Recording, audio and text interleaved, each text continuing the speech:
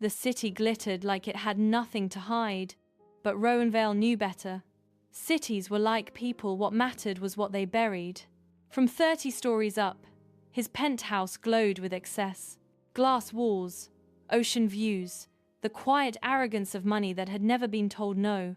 Music throbbed through the room, low and intimate, bodies moving close enough to blur intention and accident. Rowan moved through the party with practiced ease, touching shoulders, sharing smiles, making people feel seen. That was his gift. That was how he owned them. Harper Lane stood at his side, immaculate in white silk, every inch the public servant voters trusted. She leaned in close, her perfume familiar, too familiar. "The zoning board clears your expansion tomorrow," she said softly. Unanimous. Rowan smiled, his hand briefly resting at the small of her back. A gesture that looked friendly to anyone watching, but Harper felt the meaning of it. "I always appreciate loyalty," he said. Her lips curved, but her eyes hardened. "So do I." They had slept together once, years ago, back when ambition had still felt romantic. Now it was just another secret between them, another debt. Across the room, Eli watched Rowan like a child watching a god. Drunk, restless, disparity.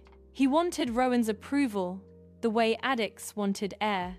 He drank too fast, laughed too loud, flirted recklessly, anything to be noticed. Jax noticed. Jax always did. He stood near the balcony doors, solid and unreadable, eyes tracking Eli's unraveling. Jax owed Rowan everything, his job, his protection, his second chance at life. But loyalty had a way of eroding when love entered the equation. And love had already entered. Miles away, Lena Cross leaned against the railing above her nightclub floor, watching bodies move in rhythm to her command. She had built this place with grit and instinct, and scars she never talked about. Desire made people sloppy. Lena never was. Until Jax. She hadn't meant to fall for him.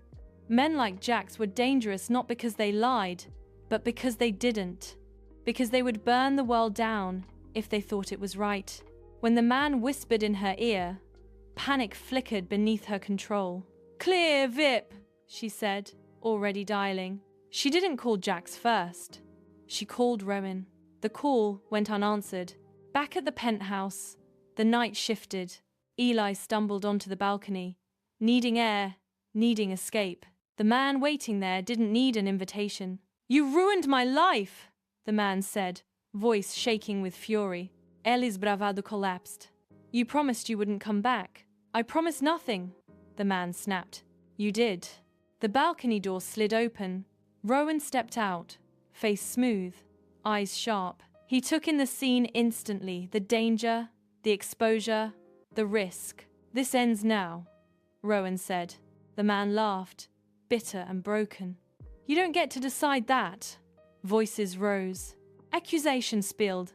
Old sins dragged into the open. Then chaos. Hands collided. Someone lost balance. Someone shoved. Gravity finished the argument. The sound of the body hitting the ground below split the night wide open. Later, when sirens wailed and the party dissolved into whispers and exits, Rowan stood on the balcony, staring down at what he couldn't undo.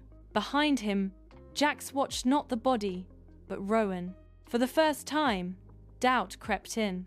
Across the city, Lena sat alone in her apartment, knees drawn to her chest, phone clutched tight.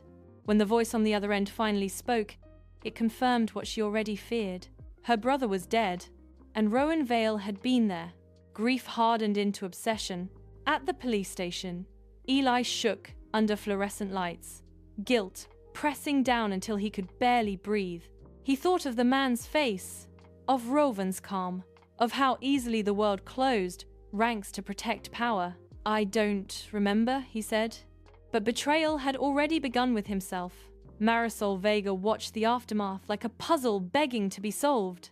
She noticed how Rowan never once looked shaken, how the police treated him differently, how fear moved around him instead of toward him. When the warning voicemail came later, it only confirmed what she knew. Someone was desperate. Lena confronted Jax in her empty club, the space between them charged and painful. She didn't touch him, but the pull was there, undeniable. "If he did this," she said quietly, "and you protect him," Jax's silence was everything. Lena realized then that loving Jax might destroy her, but not loving him would destroy something worse. That night, Rowan stood alone on the balcony where it all began.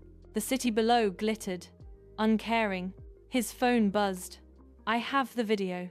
For the first time in years, Rowan Vale felt the ground shift beneath his feet. Because love had turned to obsession, loyalty was cracking, and betrayal was no longer a possibility. It was inevitable.